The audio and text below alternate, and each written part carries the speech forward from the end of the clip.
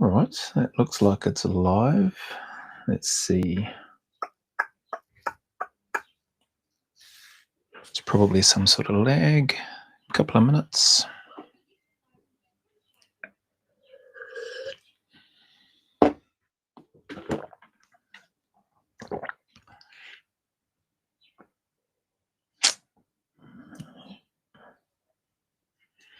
All good. Where am I? Oh, we'll soon see if this shows up again. Testing out. Hopefully the microphone's working. We shall see. A couple of minutes to... where's that list? Here it is. Oh, somebody's in. Cheer, brother. Hey, kia ora, James. How the Mac are. The McMuffins. Yeah, bloody hell. The McScummy bums. Crack up, bro. Some funny comments there. Somebody put a funny comment here. This video is brought to you by or sponsored by McDonald's or something. I can't remember what the rest of it was. It wasn't a long message. But yeah, hard case. Where are we? Oh, okay, got you. Oh, the yeah, got you. I am really good. Yeah, really good. A few things going on and a few things drawing to a close, but I might speak with you about that later on or something. What's this show on stream? 10 seconds. What's that? Afternoon. Hey, Billy. Sitting here waiting for the storms to come into our little town in Queensland. Oh, bloody hell. Sorry to hear that. Hey, Dan. Good to see you, bro. Well, see your message pop up. Anyway, 7 o'clock. Kia ora, everybody. G'day. Welcome back. In this little live, what have we got? This was a question that I received, but I thought I'll throw it back to anybody that might be on here. Maybe some of you have. Have I read the IPCA report, reference the police stuff, the McScumbag stuff that I did a video to, I think, yesterday. So I haven't seen the report. I'll be honest, I haven't gone looking for it. Have any of you seen it? Anybody on here? Billy, Dan, or James? It's all right if you don't want to answer. Just give it a second or so. I definitely haven't seen it. I haven't gone looking for it either. Billy probably hasn't because he's over there in Queensland. He's like, got enough stuff happening over here in Australia. And with the, what have you got? With the storms about to come in, that's probably the last thing on your mind. Anyway, that was that one. I haven't seen it, so I'm just going to leave that one there.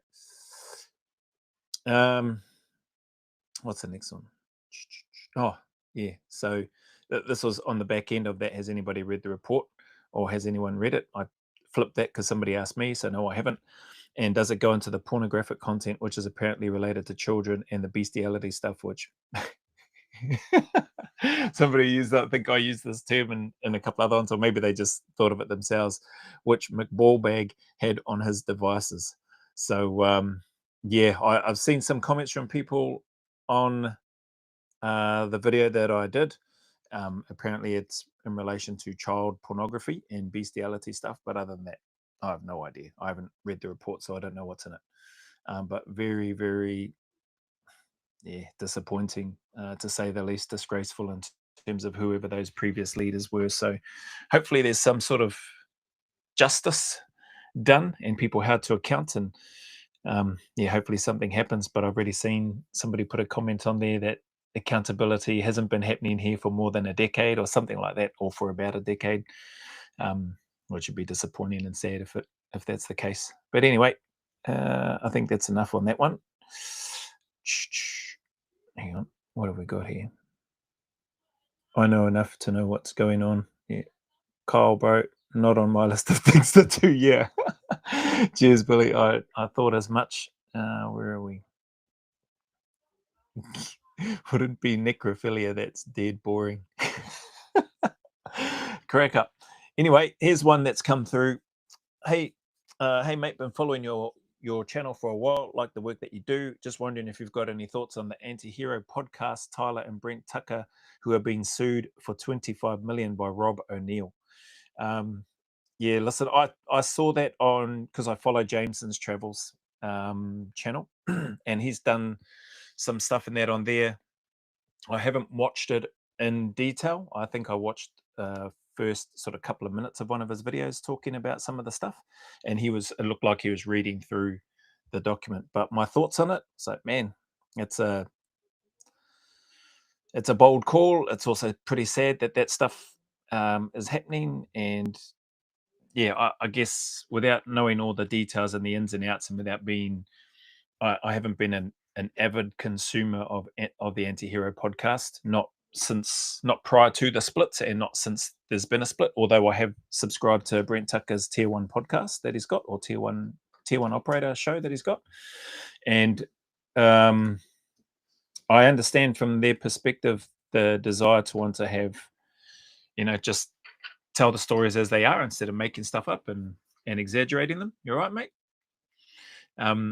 So I get where he's coming from there, but yeah, it just seems to have caused a bit of a mess. So as far as the Rob O'Neill stuff goes, and he's the dude that shot and killed Osama bin Laden, the document that Jameson's Travels is reading doesn't appear to show anything that where people are challenging that, and guys that were there on the job with them. So I don't know. What's this? Sick man for sure. Yeah.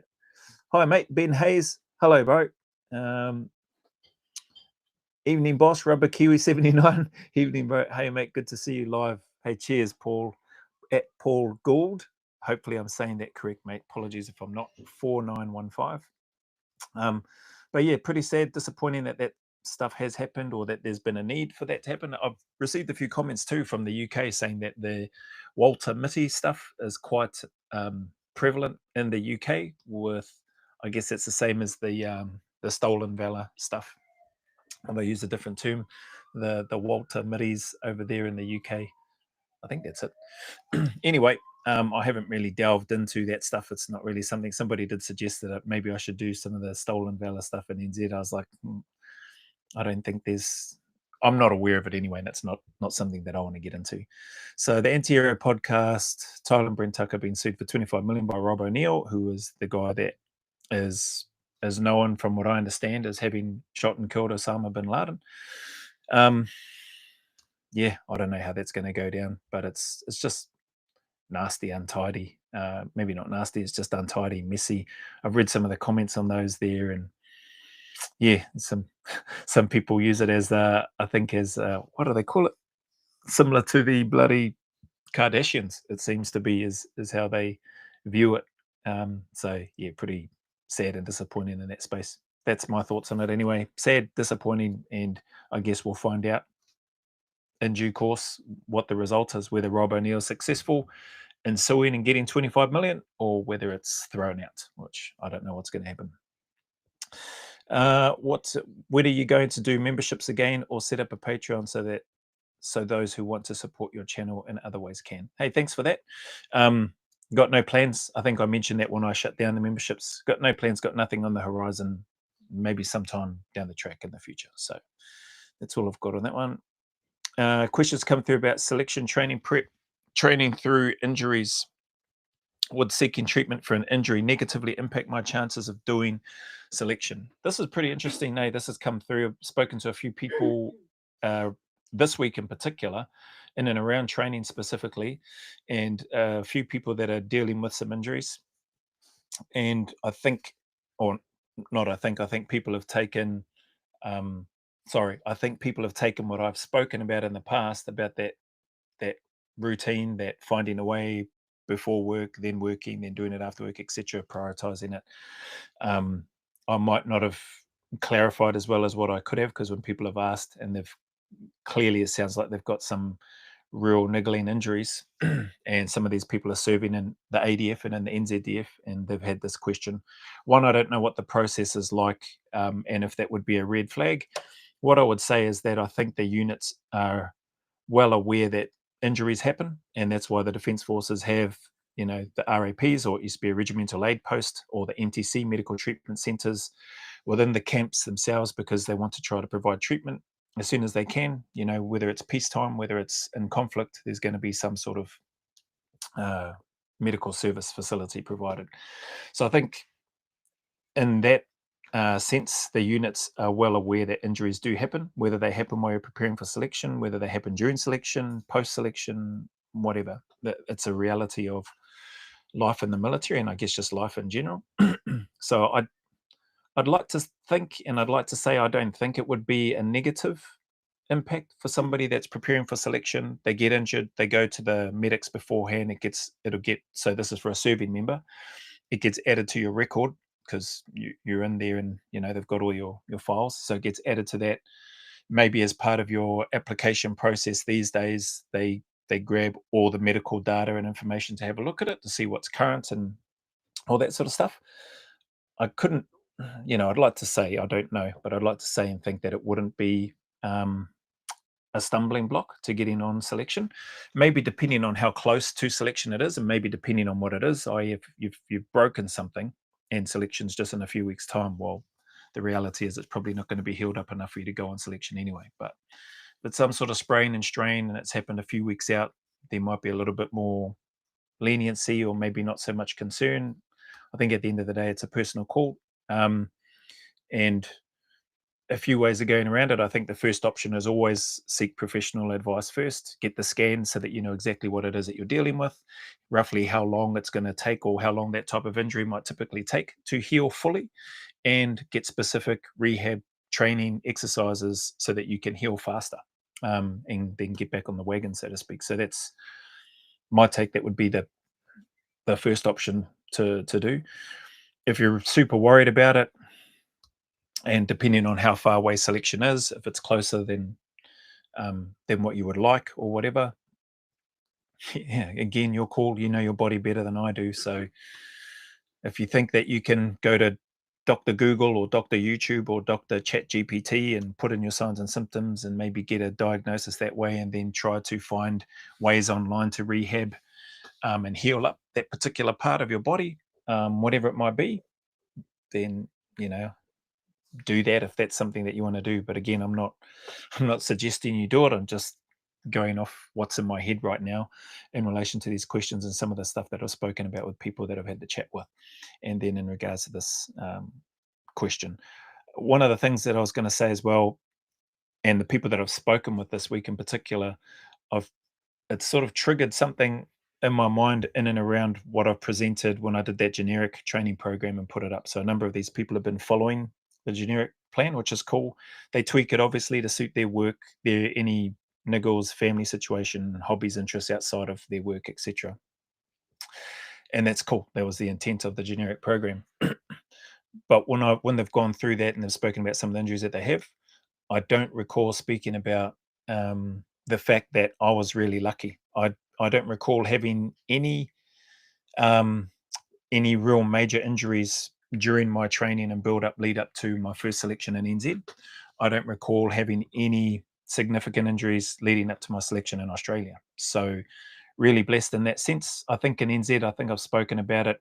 I really just rolled my ankle playing a basketball game, which was part of, I think, a platoon or section or platoon or company PT there at Linton Camp. Landed on one of the other guys, one of the other opposition's foot, rolled my ankle. That was about 3 weeks out from the NZ selection. Swelled up. I went to the medical bay. I think they just threw me some Voltaren and told me to do the rice trick, or ice at that time. Um, and I did, and it didn't cause me any issues on selection. So there's an example of an injury, albeit pretty minor, and maybe it went to the unit. Maybe they looked at it and thought, well, yeah, that's a pretty minor injury. I thought it was pretty minor anyway. But other than that, outside of that, I had a really good run in my training. Yeah, it was hard. Yeah, I was tired. Yeah, I was sore. Yeah, I was dreading some of the training sessions, but that's all it was. It was just either a little bit of muscle soreness, a little bit of tightness. So my conversation with those that I've had the discussion with has been, man, you know your body. If it's a genuine injury and you're not just trying to take the easy path because you're a bit tired or you want to sleep in, then get it checked out, is what I would say. So hopefully that helps and gives a bit of a perspective. I think the units, you know, people get injured all the time, not just in the army, anywhere, but you will suffer or can suffer some injuries. I shouldn't say you will, because I was one of the lucky ones. I don't recall suffering any major injuries before going on selection. Sorry, hang on. I was just looking at, there's some correct the escarpment track doing a sales comparison. Sorry, I've been missing these. Rusty Films 4884. Hey bro, do you think that people are born to be in the SAS, or do you think that anyone who wants it bad enough can train themselves up to a SAS standard? Cheers. I think anybody that, the latter, so anybody that wants it bad enough can train to physically, and then the mental aspect. People make a massive deal about the mental aspect, and maybe I'm not making as much of a massive deal as I should, but there was nothing special about me mentally or intellectually, right? Not even anything special about me physically. I think I read in Ross Cameron's book around We Were Soldiers. They're just ordinary men with initiative and drive. And I think that's, yeah. So to your question, yeah, I think anybody can. Is it for everybody? Are people prepared to go to those places? Well, history has shown that not everybody's prepared to. So I haven't met anybody, or I don't recall meeting anybody who was going on selection that didn't feel confident that they had prepared well to go on it and pass. So put it this way, you get a chance to have a chat with a few of the guys at different times. I never once remember speaking to, mind you, I didn't ask anybody, but I never heard in conversation, and I never heard anybody come out and say, oh yeah, I don't know if I'm going to pass. I just want to give it a crack. There may be people that have done that and have gone through and might be serving now. Good on them. I never met anybody like that. Guys that I went through, like, we were confident in ourselves, quietly confident that we had done everything that we could in order to go on selection and pass. And we went there with that mindset to pass. It wasn't about just seeing if I can still be there at the end. Hopefully that helps answer the question, Rusty Films. Yeah, I don't know about being born to it. I think there are some people that say that. I think I saw when I was doing a reaction, Christian Craighead, I think, might have mentioned that. And you're going to get different opinions from different people, right? And that's cool if that's what he thinks. I do genuinely believe, because I knew nothing about it until I saw this book with the 3 little letters when I was 14, and that just changed my whole, I don't want to say it didn't change my whole world. It changed my whole world, probably internally, mentally, in terms of what I saw myself doing. Up until that point, I was like, yeah, I want to be an All Black. Or then I was like, yeah, I want to play in the NBA. And these things, and yeah, nah, wasn't good enough to do any of those. And when I saw that, I was like, I reckon I could be a soldier. And so, yeah, so that's what I did. I like your SA selection videos and the ABC Four Corners doc review. Oh, thanks for that, Ben Hayes. Appreciate your time, spending any time there. Thank you. Rubber Kiwi, will you be doing that NZSAs versus SEALs comparison? Versus SEALs comparison? The video that you sent? No. I'm not doing a reaction video on that. What was it? A couple of minutes long or something? It was funny though. There's no audio or anything talking about it. It was just, if that's the right clip that you sent me. Where is it?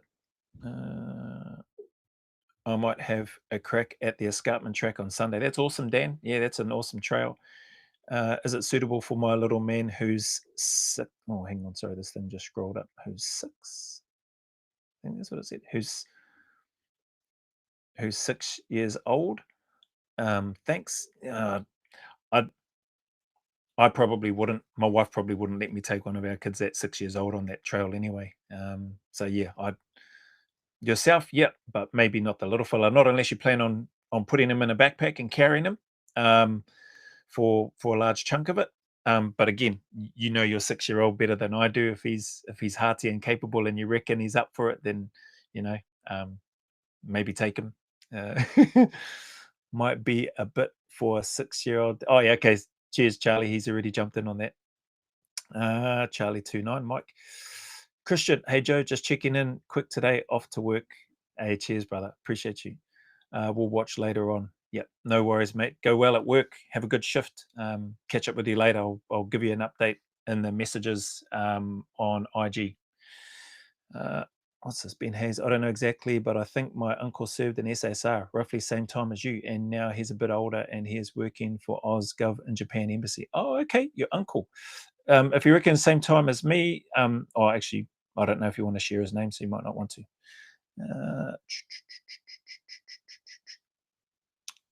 Bring the right attitude, they can give you everything else. Yeah, that's a great comment, Rubber Kiwi. Yep, and that's what selection's for, eh? It's looking to identify those that they think will be suitable for further training, and that's where you're going to get the all the other stuff to help you to be able to serve in that role. I think he was a warrant officer class 2 or something, but he doesn't tell me what he does. Oh, okay. So maybe he might not want you dropping his name in here either. I was going to say, hey, send me his name. Like, wouldn't be hard to find out. Where's the likes, guys? What's the likes? What's that for? That's from Dan. Anyway, have you seen the Barry Rice video on Insider? Could be a cool react. I haven't, but I've got Barry Rice down, ex-Kiwi NZ, ex-Kiwi SAS guy. What's the name of the Dodge Woodall? Is it Dodge? I think it's Dodge. I can't remember the name of his channel, but I've got that in my save to do a reaction to. So yeah, and somebody asked me before if I knew Barry. I didn't know him. I'd heard of him, but I didn't know him when I went through selection and cycle here in NZ. One new message. I'll scroll then. Sorry, just having trouble with the scrolling thing here. Kane Mac, g'day, bro, from South Australia. Hello, bro. G'day. All Blacks, they're the B team, brother. There might have been in one of my comments. Jake Mozzie, where are we? Good Arvo, Joe. Good to see you, Jake. Yeah, man, mate, definitely missed the conflict brief as well. So I've done that before. David Hayes does that ring a bell. David Hayes.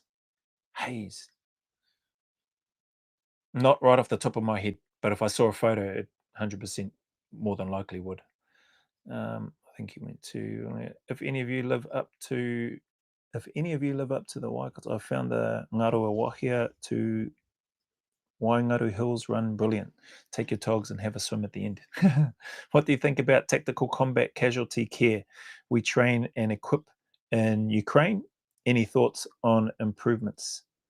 Improvements to the tactical combat casualty care? Is that what the question is? Or must be, what do you think about tactical combat casualty care? I don't think I've seen what it is that they do, if you're referring to an organization, Paul.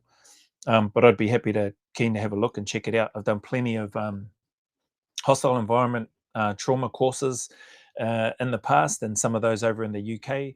I enjoyed all of them. I learned something new in each of them. Even not today, but even these days with the tourniquets that they've got, with the med kits that they're using these days, are very, very different to how it was when I was a patrol medic for my team for a while as well. So yeah, definitely training, deliver. Training, any thoughts on improvements? I haven't seen the training and how it's delivered to probably comment on what they're doing. I would assume they're doing a good job. Hopefully, I'd like to think they are, especially if they're training. We train and equip in Ukraine. Must be pretty high level, man. I would say. What's this? Ben Hayes. Yeah, my uncle is in one of pics in Oz War Memorial. He told me he's in one of the pictures in the Afghanistan section. Okay, cool. Which is pretty cool. Yeah, pretty cool. All right, man. Awesome to hear. Sorry if I went off topic. I just try to catch up on the chat and stuff in there. So thank yous for that. Where was I? Yeah, that was the injury one. So hopefully that helped answer that one. I did receive this next one here. Will I be reviewing the book info regarding Bravo 20 from the clippings you mentioned you received? So there's the Into the Storm, Peter Radcliffe's book. There's, I think, snippets sent to me from Andy McNabb's Bravo 20, snippets sent to me from Chris Ryan's The One That Got Away, and also some snippets sent to me from Mike Coburn, ex Kiwi SAS went over, joined the UK SAS, was badged, and he was part of that Bravo 20 patrol. I think Soldier 5 is the name of that book. So yeah, I think there's about 30 to 40 odd clippings, and so yeah, I'll read through those and then give my take as what the person that sent those through, and then obviously here's somebody that is curious when I'll be getting onto that. I'll be hoping to get onto that. Might even be this weekend, but it may not be posted until next week sometime. But definitely sooner rather than later. But yeah, there's some. I've had a read of some of those clippings, and yeah, it's just it's another one of those things. It's like bloody hell, so much. I wasn't there. He said this and he said that, and this is what happened here, and it's pretty sad. I know that there's I know that it might not appear to look that great for the regiment over there, but it's still it's a bloody awesome regiment, and there's no shortage of people. Well, I don't know if there's no shortage. I think recruitment may be down across the board in terms of defence forces. I'm not sure, but I know that there's plenty of people that aspire to serve there, and for good reason. It's a great place. So yeah, I don't have anything bad to say about 22, the regiment itself, or SBS. I don't even know if I have anything bad to say about these clippings, but I will read them. I will do the reaction to them, and I'll post it up. Hang on, let me just come back to here. You guys still cross train in multiple roles, right? Which was your favorite to train in, and which was your favorite to actually carry out in the field? Awesome question. Yeah, still cross train in multiple roles. So I was lucky during my time doing the medics course. I'd already done comms stuff in NZ, but in Australia, medic, fortunate to do the sniper course and that as well. And I was the MOE guy, or the breacher, I think is the American term that they use, or method of entry guy for the team that I was in. So those were three of the things. And then lined up down the track, there would have been the fast driving courses. There was opportunities down the track, which I didn't get onto because they were sort of few and far between. So to give you an idea, there was one senior guy in the troop that I was in. We were in the same patrol as well. He got to do the free fall course. And going from vehicle mounted to go do the free fall course, it's not like the funding, the budget, the resources. It wasn't possible to put everybody through free fall, just like it wasn't possible to put everybody through the water operators course. But at different times, if you're in there long enough, you might get an opportunity to go do that. So that guy, senior team member of my team, had been in the unit for probably, I think, must have been about 8-9 years by that time, and he was only just getting to do another insertion, which he loved. He enjoyed it. I think it was a bit freaky for him, he mentioned, but he loved it. Compared to doing static lines and roundies and hard landings, it's way better. So yeah, cross training still happens, and there's lots of opportunities to do a whole bunch of other stuff as well. There's some cross training. I don't know if you call it, cross training with the police, especially when you're doing the driving stuff. Same when we did the motorbike course as well. That was an awesome course, one of the best courses I'd been a part of. I had never ridden a motorbike until I was in the unit, and then we were doing that course. So that was pretty cool and exciting for me. Stacked it plenty of times. We did lots of cross country stuff, and I guess we managed to reach the level of competency required for that role, and going into vehicle mounted, got exposed and got to do it a lot more. So that was pretty cool. Your next part is, which was your favorite to train in, and which was your favorite to actually carry out in the field? I'm guessing you mean weapons. So or to actually carry out. Oh, carry out. Sorry, carry out in the field. I liked, so CQB aside, CQB first. I enjoyed being an assaulter, not being a sniper. So I preferred being kicking the doors and laying the charges and then going in. So that was that part. Green roll stuff. I loved being a scout. I liked being what would be considered the eyes and ears for the patrol. I really enjoyed that aspect of it. And I liked being out in the bush. So in that perspective in that military setting with the team of guys. So that was my favorite to carry out. But at the end of the day, like with any of the other guys, you would have carried out and done whatever was needed for the patrol. So um, in Iraq, as an example, I was on the gun, we were in vehicles, and I was also the patrol medic for my team. So yeah, you fill in the gaps where they need to be filled, and carry out that work. The beauty about it, though, is that the same senior guy that I was talking about, he was the patrol medic before I came in. So he said, "Oh, I've been looking forward to this day, Joey, for me getting into the team," because then he got to hand over the med kit, and then we did that exchange and went through everything. You go through, identify where the Class A drugs and everything are, and where they get locked up, and where they're stored at the medical center and all that sort of stuff. Where I go and sign them out, and yeah, there's a fair bit of handover, but it's a big bulky kit, but it's also some extra responsibility there as the team medic, and I think he'd been doing that for quite a while, probably a few years, and so having an opportunity to pass it on to the new guy coming into the team, yeah, that's where I ended up in that type of work. uh, Damn, you're old. Yeah. What's the difference between commandos and SAS? Because I saw the vids of like the selections, and they are a bit different. So that they've got, I suppose, in terms of at a, I suppose, higher strategic type level, there's differences in terms of who would be called for certain jobs, um, and the when you're talking the pointy end of the spear, at least during my time, and I think that's still the same now. The SAS is the unit that the government would look to employ first, depending on how complex the nature of the job was.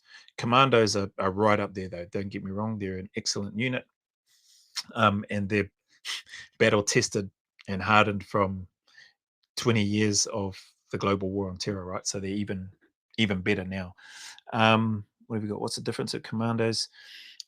At the time, so not speaking about right now, but at the time when I was over there and was with 4RAR, the commando unit there, they had a different selection. It was much shorter, and yeah, and they probably didn't have the same level of funding. Well, not probably, they didn't have the same level of funding as the unit had, and again, different capabilities. So, as an example, back then, the commando unit didn't have the CQB counterterrorism capability. When I was, what was I? I think I was going through cycle at the time at SASR, and they were just starting to develop the TAG East Tactical Assault Group East capability, whereby that included bringing over commandos and clearance divers as well. Um, and they started training them up. Guys from SASR were training up leaders to then be able to take the reins and train up future commandos to maintain that capability and stuff in the east. So I wasn't involved in that. My cohort, we were hammering out our cycle and the course up back-to-back courses to get to where we needed to get to. But we interacted and saw a number of the guys, and I knew a number of them because they'd come over from 4RAR, and then I got introduced to some of the other guys like the clearance divers that were on it as well. So right now, though, they've probably got a lot of similar capabilities. I don't know if the funding might be on par, might be the same. Why do I say that? Well, from what I've heard, they've got a combined selection now. So in Australia, the Commando and SASR selection is amalgamated into one. So it's one selection, and I think it may have to do with, depending on how well you do in that selection, will dictate whether or not you get recommended to go to SASR or stay at Commando. So there's obviously still a difference, whether that's well, it's probably a combination of the physical aspects and meeting a certain level, combined with how the candidate functions under stress, under scrutiny, with all that pressure, leading, following, etc. And so they're probably, and then the psych testing. So they're probably still using all the same landmarks that they would use for a commando selection as well as for an SASR selection. And without seeing the criteria and what it is that they're looking at, they've obviously got a level of delineation to separate, whereby, okay, these people here have done XYZ, and that we see that this group of people as being suitable to go to SASR. There's others here, maybe not quite what we're looking for at the regiment, but suitable for the commandos, so they'll go there. If you're asking me what's the difference in terms of soldier for soldier and personalities, I think there's a lot of similarities in terms of the culture, the humor, the humility, the skill. Um, and I would say, like I said, after 20 years of the global war on terror that the commandos have been involved in, not to mention SASR, there's probably pretty close in terms of the level of combat experience and what they've done. So um, the gap may be smaller, but the expectations and the requirements to go to SASR, I would imagine, that's just me, I would imagine are still a bit higher than what may be acceptable to go to the commandos without, no disrespect at all to the commandos. They're an outstanding unit. And so, yeah, so that's my take on that one. Uh, where are we? What's the difference? So hopefully that answers that one. Ben Hayes, reference to commandos. It's the personal touch that counts. Knock, knock. One's a scalpel, the other is, oh, bloody hell, this thing just bloody scrolls up. The other is a sledgehammer. Cool. Medic, big respect, James. Oh, cheers, brother. Oh, great analogy. Thanks for that. G'day, everyone. This is at Buck_T. Hope you're all well and keeping the dream alive. Appreciate you, bro. And thank you for your time, all of you, for your time and comments on the channel. Yeah, it's definitely appreciated. Doesn't go unnoticed. Do all SAS not get free fall experience? No, not during my time. So it's an insertion. So likewise with the water. So you might be lucky enough, like the guy that I spoke about, senior operator, 8-9 years. He might have even been in the double digits by the time he got to go do that course. It's, I suppose, when you get into it's, you work together. You're a squadron. Within the squadron, you've got the relevant insertions or your troops, and then the teams within the troops, and they're specialists in those. Well, I use the term loosely. Specialists in that area, generalists in that area of where they are. And so that's where a lot of your time is spent developing that capability. So when I got in there and went to vehicle mounted, there was an expectation, even when we got in country, that the vehicle mounted guys, that we run some training for the free fall troop and the water operator troop, which were there. Now, these are guys, bear in mind, these are guys within those troops that had already been to Afghanistan, that had already had desert operations experience using the vehicles, etc. So some of the senior guys there were probably, oh, why do I have to do this? If they did feel like that, they never showed it. They all just mucked in, hooked in, and looked at ways of whereby they might be able to draw stuff from what the VM guys were teaching and showing, and where they might be able to adapt it for their vehicle. Whether it was where and how you position your ammo tins or the rounds for the Mark 19, which is the 40 millimeter grenade launcher. Big bulky piece of kits and equipment just for one tin with all those links and the rounds in there versus the 50 caliber ammo tins and where you position those. So and then how many you carry. So there's just a few things that I noticed, especially with the senior guys, that just they were in the zone, like they were locked in, even though they were experienced water operators, free fallers that had been to Afghanistan, done vehicle mounted operations. They were still tuned in, listening to what guys in VM were sharing. Not so much me, but the senior guys, and I play my part and do my role. But as the senior guys sharing some of that information, and then also the VM guys being open to not only questions but feedback and suggestions from the other guys, whether they were new members or whether they were seasoned operators, which was what happened as well. So it's just a really cool place, and long-winded answer to your question, but yeah, you don't really get to just go and do all the different insertions, different to what maybe the US ability might have. Maybe they've got the ability to get everybody across all of that type of stuff, but it wasn't the case in Australia, not during my time. Ben Hayes, okay, thanks, mate. Yeah, traits could be like different slightly in a way when go through same course. Yeah, yeah. Small elite units SO versus Sledgehammer Commando and old thinking from memory. Nice, Paul. Thanks for that. Yeah, there definitely some sledgehammers in there. Yeah. James, Greg, pay no attention to me. I just read books and talk to people. Hey Joe, had you heard of Major Ronald J.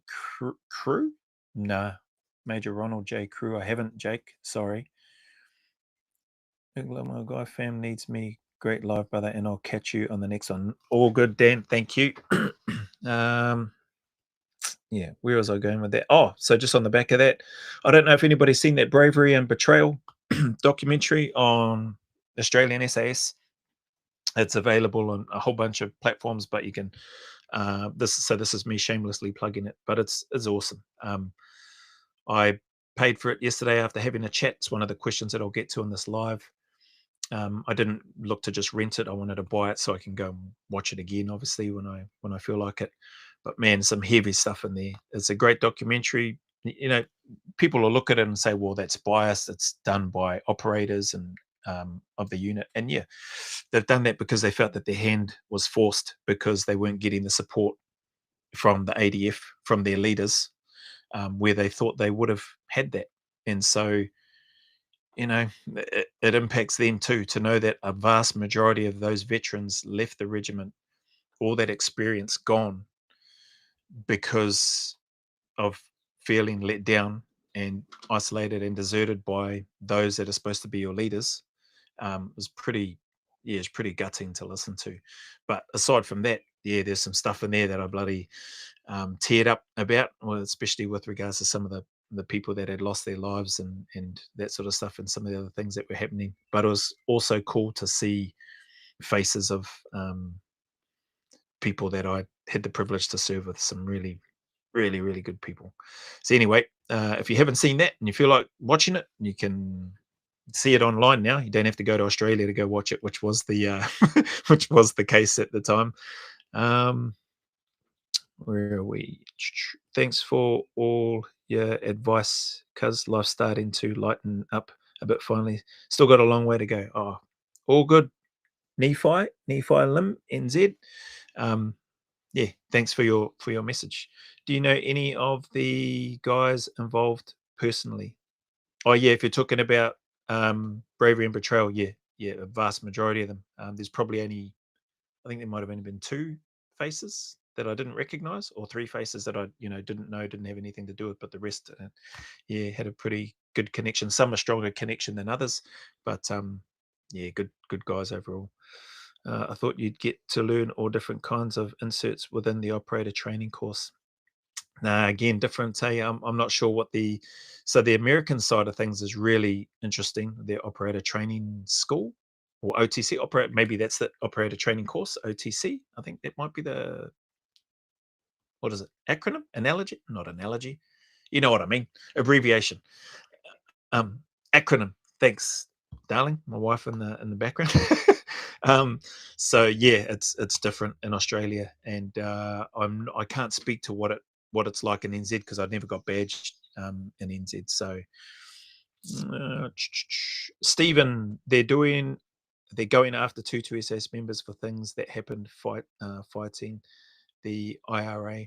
Yeah, it's tough, man. There's some heavy stuff happening there too. I've heard and read some of the comments and some of the other videos that I've done, and guys that have, 30, 40 years have had this shadow hanging over them. Things could come back to them, much like Jay Cal, the X22 SAS guy, GBRS head instructor, etc., etc. He's not in the clear, even though he's been cleared. I can't remember the exact wording that they summarized at the end, or not summarized, but that they read out at the end of his interview on the Sean Ryan show, which basically says, if any new information comes to light, we'll come back again. So it's, yeah, the weight and that burden that he has to carry. Don't get me started on the Heston Russell bloody stuff that was going on for that poor guy and his team. But yeah, that's sad to hear. What's this? Drought. It's called budget. NZDF wasn't issued one. Boot still works just fine. Yeah, yep. That's definitely. I've heard some funny comments. Who was it? It might have been Brent Tucker actually, talking about the. I think there's a question when they're talking about the New Zealand selection. A question came through to him, and he was like, no, the New Zealand selection's only 10 days because they can only afford to feed them, or whatever, or they can't afford to feed them, something like along those lines anyway. But he made a good point about the budget being nowhere near, um, you know, in comparison to what they have access to. And how's the freezer slamming situation? The freezer slamming situation is excellent. I haven't heard the freezer slam for a while, which is good since that video actually. So maybe it's worked. And wife is doing well with her work. All right. So I spoke about the bravery and betrayal. Spoke about Bravo 20 and the clippings. Oh yeah. Have you seen? Some of you may have seen this. Have you seen the Anduril technology by Palmer Luckey?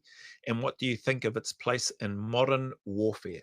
Well, I think it's a heck of a lot of information coming through that screen or via that helmet, and the capability to do a full face shield and then just solely rely on the data coming through and what other people are seeing through their helmets. Don't get me wrong, I think the ballistic capability, excuse me, the ballistic protection capability of it is awesome, and the ability to integrate the audio and the sound and all that sort of stuff. But I guess time will tell. I think it's probably in the scope of modern warfare at some point in the future.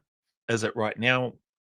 I don't know that I or anybody even working now in the military, more so those working now in the military, I don't know how comfortable they would be putting a visor over fully and just blocking out the ability to be able to see, feel, taste, touch, etc. The area, the environment around them with their own two eyes, if that makes sense, and just trusting a heads-up display that it's not going to get faulty if a round does hit it, or a ricochet or piece of frag, that it's not going to glitch, and you're fully closed in. I'm sure they've thought of that and got means and ways to drop them, and I've seen some of the goggles and stuff, or the glasses that they have, so you still, basically from what I see, you can still have the other sensory perception ability that you would normally have by just removing those. But there's already the ISR stuff, there's already the different thermal stuff out there happening, IR thermal, etc. It's probably just a matter of time. But my thoughts on it overall, um, I still have, well, I've got major sort of concerns in and around the technology, the AI itself, how it connects the Blue Force tracking, how it can connect to ISR, how it can read and get all the other information from your other teams that may be coming from other areas. That's a, just sitting there thinking about, just seems like a massive amount of information coming in through here. And maybe the next generations are getting so used to it. I got a young little nephew, I'll call him grandson, probably the closest thing I got to grandson. One of our nieces' sons took him for a walk today. But man, that fella is a gun. He's like, what is he? 5 years old? 6 years old? 5? He is a gun on the blinking technology, man. Give him a smartphone, can operate and function that thing. Can gets to the games. That's where he wants to get to. I don't have any games on my phone, but he'll go to other people. And then he's got his own iPad. Can operate that thing. I mean, I know it's just touching and swiping, but holy heck, yeah, I would have been completely lost in my day. Sometimes I'm still lost just trying to navigate this thing and doing a live. So I think it's probably an eventuality, and maybe people's brains are being conditioned to have all of that sort of sensory overload come through, right or wrong. But in addition to that, like, so for now, in addition to that, in the future, if and dare I say when that technology goes live and is being used, um, the hacking of it. Uh, Plenty of smart people out there, eh? I guess they don't call it the dark web for no reason. And you don't have these. I know we might not hear about all these incredible hackers and stuff that are out there doing stuff. You see some of it, I suppose, to a degree. You've seen some of them interviewed on the Sean Ryan show and other podcasts and stuff around. You and it's just, they're going to be able to come up with ways to hack that system, the whatever it is that you're using to receive that information. The what ifs, how many what ifs are there in the world? How long's a piece of string? Probably just a matter of time before that stuff gets hacked, and then what you think you're seeing through that, not necessarily what you're seeing or what the reality is. So yeah, lots of questions, but I do love the intent of what that Palmer Lucky guy and his team seem to be working towards, and their intent of trying to make things, trying to stack the odds in the favor of the soldier, to give them greater situational awareness and the ability to respond and react. Even with some of the stuff that I heard him talking about was in and around the ability to use that technology to show them where to aim, to squeeze the round off and where it would impact. Also showing them where the enemy might be and where they need to go and where and when they need to move. It's almost like it's a bloody thing, the Matrix, when he's getting that phone call and he's navigating his way through the cubicle and the guy's talking to him over the phone. That's sort of what comes to my mind. But the hacking of all that sort of all those sorts of systems, yeah, that's a concern. But probably overall an eventuality for that to come into play. It's interesting. It looks cool, but yeah, I'm not in the military right now. That's just my 2 cents on on what I think based on this question. Modern warfare, it will probably have its place and have its time in due course, I would imagine.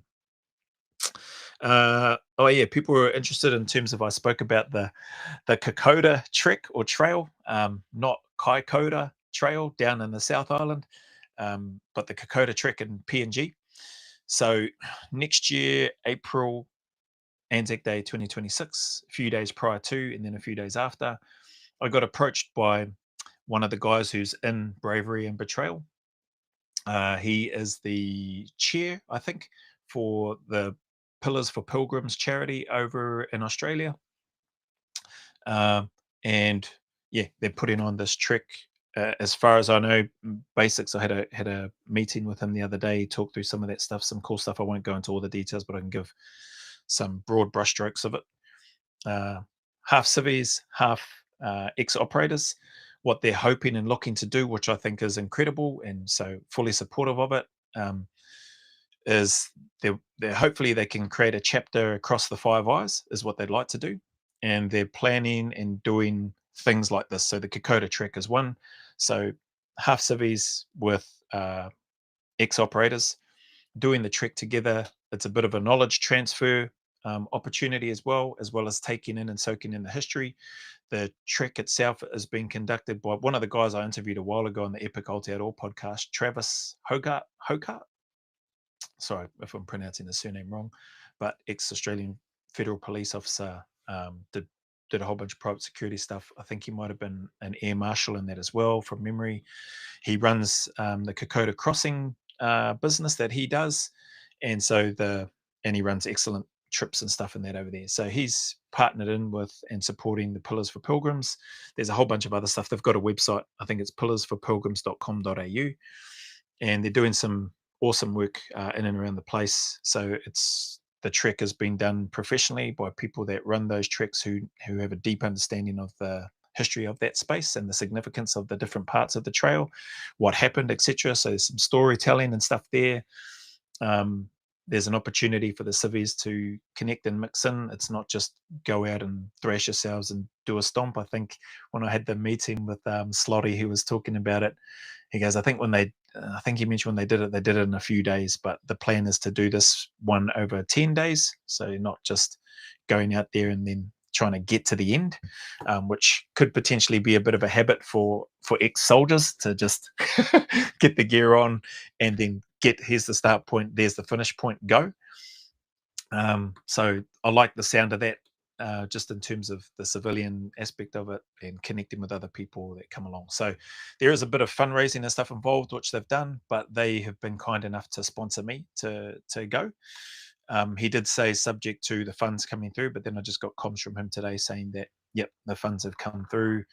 So my spot is in the books, because I did say, I've got nothing going on in April. There is a reckoning scheduled, but I'll just shift that if I have to, unless it's been done earlier in April, then I'll still run it. But it's pretty cool, the work that they're doing. So their site has got a whole bunch of other information and stuff on there. So I suppose that's enough information at this stage in and around what I was talking about with the Kokoda Trek, Kokoda Trail, in April next year. So there's a few other things that they've got on the books that they're wanting to do, and by trying to have a connection and or have a chapter, he mentioned, in NZ, UK, US, and Canada, hopefully, then hopefully, New Zealand's got some great places where expeditions or trips might be able to be hosted and do something similar. So is the US, the UK, Australia, obviously, and more than likely Canada. So they've got a bigger vision for it. They're reaching out. They seem to have a bit of momentum and traction. So it'd be pretty cool. They're keen to have a ex-Kiwi or a Kiwi, I think whether they're ex-serving or current serving, they're keen, and they've asked me if I could put the feelers out and see if there'd be anybody ex Kiwi Blade who might be interested in coming on it as well. Again, it would be subject to funding, but if the NZ Association or here in NZ, if we could um, do some fundraising to help that person so that they can come over, that'll be cool. The Pillars for Pilgrims are not against continuing with fundraising their end as well to try to support the ex-Kiwi lad or current serving Kiwi lad to come over on the trip with us. So yeah, pretty exciting, pretty cool what they're doing. They have got a Navy SEAL coming on this one next year, so coming out from the US, and yeah, they're opening it up and trying to get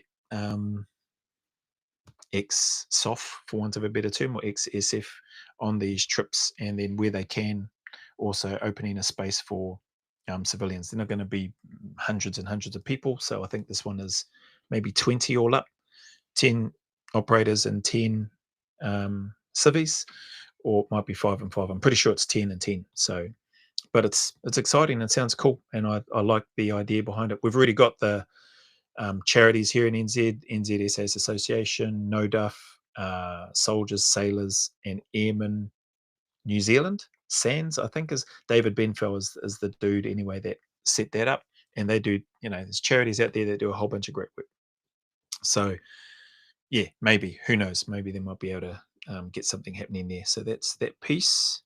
Oh, hang on.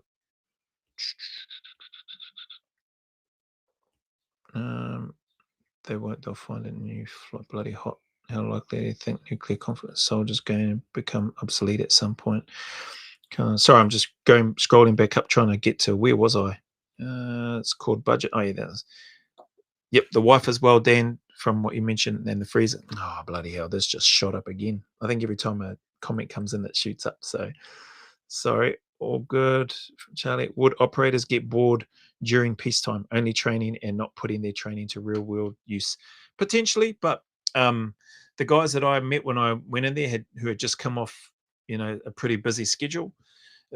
That's all they and I experienced that too after coming back from Iraq. I didn't experience any boredom because now we had new data and information, and we wanted to go and put that into practice, into training to refine those skills, if that makes sense, and to refine those tactics or those TTPs, those SOPs, and get better. So I think the boredom comes not so much from just coming back and training and refining those. I think the boredom might come from um, not doing the training that based on the lessons that you've learned is going to help you for the next job. So the training was awesome. Like, yeah, it's not operations, it's not live, but it's pretty freaking awesome in my opinion. Anyway, when we were there, um, what kind of specialist training did your wife undergo to stick with you this long? What's your answer to that one? You were just so in love, weren't you? Yeah.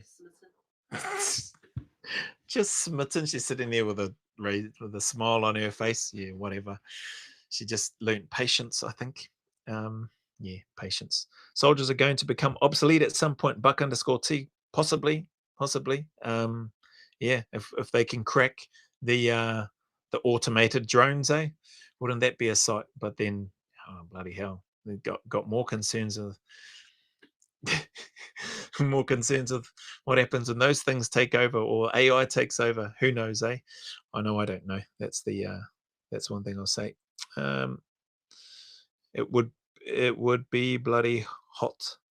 Oh, what's this? Hang on. soldiers becoming. Oh, that's okay. My soap. How likely do you think a nuclear conflict is? Yeah, I don't. Buck T. It would be bloody hot. LOL. Uh, I don't know, man. We've got all these weapons. They've got all the countries have got this capability to push the button, for want of a better term, um, supposedly to use as a deterrent, but don't seem to be. And we've got a history of using them in a non-deterrent fashion, but to um, obliterate, and devastate countries and populations. So I don't know when it's going to happen. Is it How likely do you think a nuclear conflict is?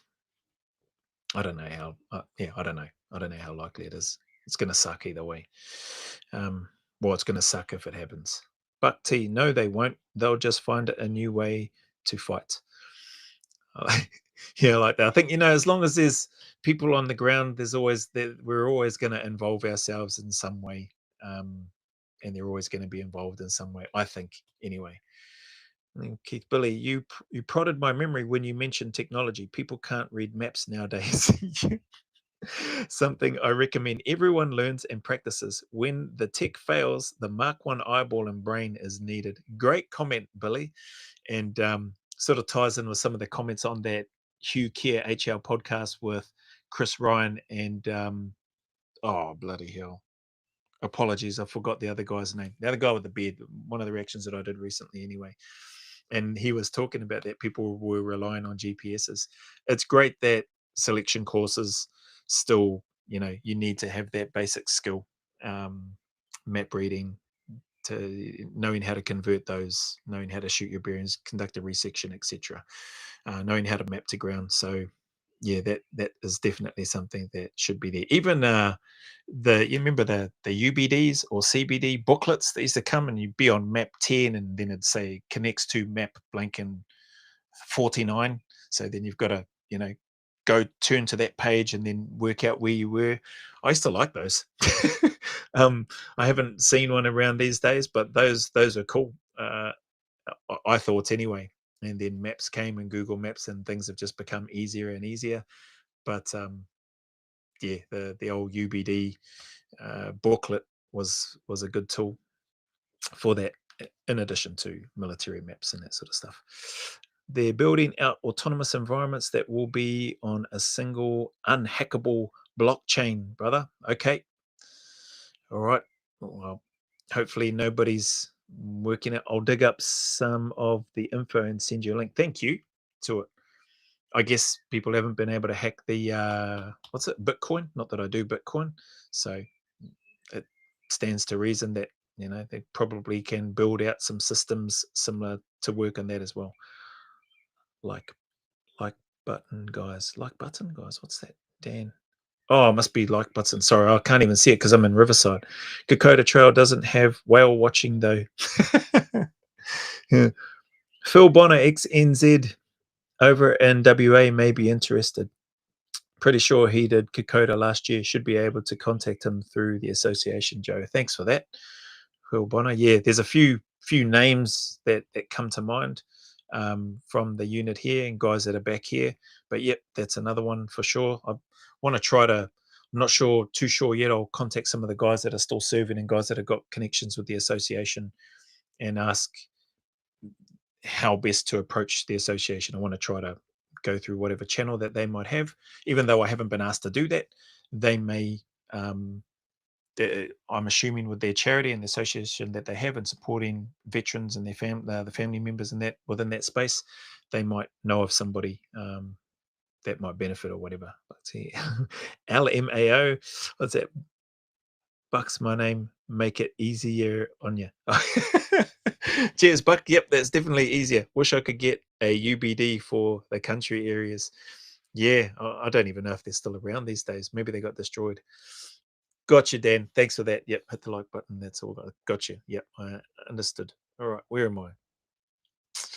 Andrew Kokoda trick. Oh, the last one was just around upcoming reactions because it was a question that was asked last week. Yeah, got some stuff not with reacting to, I should say, carrying on with the New Zealand Army basic recruit training stuff. Chris Van Sant, former Delta Force guy. Chris Miller, former US Secretary of Defense at the time. These are on the Sean Ryan podcast. I just really like the way Sean conducts his interviews and the guests that he has on, at least in that military space anyway. I haven't really looked at his other interviews with people that haven't been military. Same with Mac Vsog, a few of those coming up with John Stryker Meyer being the first one. There is some stuff on the Falklands that I was sent and that I've started doing some reactions to. And what else? The 55-year-old commando on the front line. That's in the pipeline as well. Yeah, there's quite a few. There was a number of other older videos that came through. Oh, where is that one actually? Hopefully that doesn't cut off the live. We'll soon see, or I'll hear about it, I guess. Heroes of Telemark. So that one's come through. Another reaction. I think there's a 3-part series to it or something. And the person that was kind enough to send through that suggestion and request sent me a link to, I think it's just a slightly higher quality than what's on YouTube for it. And so, yeah, looking at that and got those scheduled. There's a massive list, like the content that's already done anyway at this stage. So just been, since I was off the chain, so to speak, without having to do those morning and evening sessions, which I assigned myself for those 3 months in response to some questions and conversations that I had. It freed up a heck of a lot of time. So I've been fortunate to get a lot of reactions done, which puts me well out into the new year, into 2026. So I'm pleased with that, because I'd set a goal to post at least one video every day until the end of this year. Well, I actually started out do 7 days, then 10 days, then a month, 2 months, and then I just thought, well, I'll just try and post up at least one video, even if it's rubbish.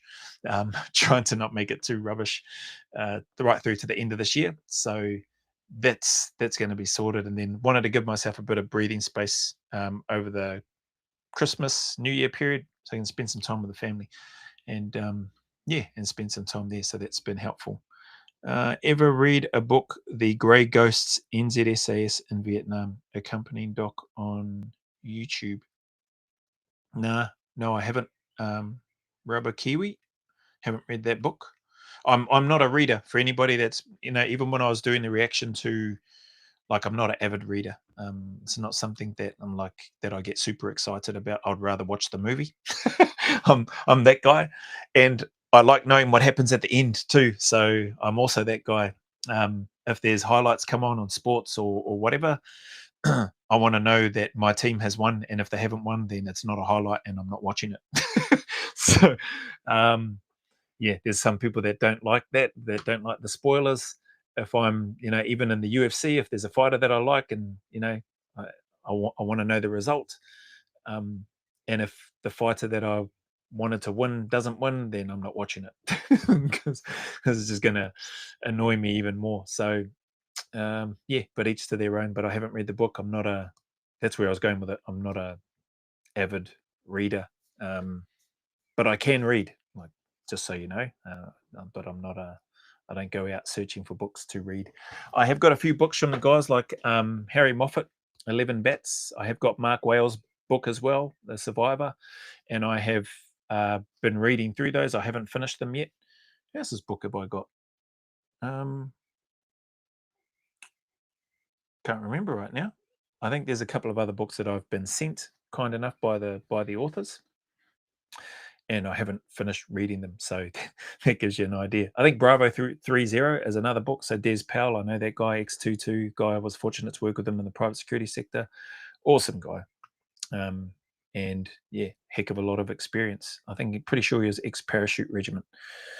Anyway, let's just send you a link to the documentary in the usual place. Thank you, bro. Appreciate it. And that was all the questions. Did anybody have any questions? I don't think. Well, I think those that had questions probably asked them, or doesn't look like it. Thank you for the questions that were posed during this live as well, and for your time that anybody has spent here. Really appreciate it. Holy heck, that time flew by. It's over an hour. Here is the link to an article about blockchain and the US military quietly building it. Thank you for that. I can't see it yet, but I'm sure when I finish on here, I'll hopefully be able to see it. And thank you all, as usual, for your time that you've spent here, the questions, the commentary, the support. It's awesome, man. I sincerely appreciate it. So thank you very much for that. And if there's no other questions, which it doesn't look like, that being said, I will then sign off, leave yous to your families, to your loved ones, to your weekend, or to yourself if that's what you're doing. And hopefully have an awesome and safe weekend, enjoyable weekend, productive weekend. With that being said, the message is always the same, eh? Any challenges, difficulties, anybody may be going through, yourself, myself included, or people that you know, man, just stay in the fight, eh? Keep turning up, keep putting one foot in front of the other, and take one day at a time. Things can do and will get better if you want them to, and they just might not happen on our schedule, but they do get better. They will get better if you want them to. So stick at it. As always, go always a little further. Remember, who dares wins and who cares wins. And until the next video, there is a big mana wave coming from me to each of you, filled with my aroha, respect, appreciation, and gratitude for you all. Sorry about if I'm smacking the microphone. Appreciate you, Zay. Yeah, thank you too, Billy. Thanks, Rubber Kiwi. Thanks, Bucky. Take it easy, everybody. All right.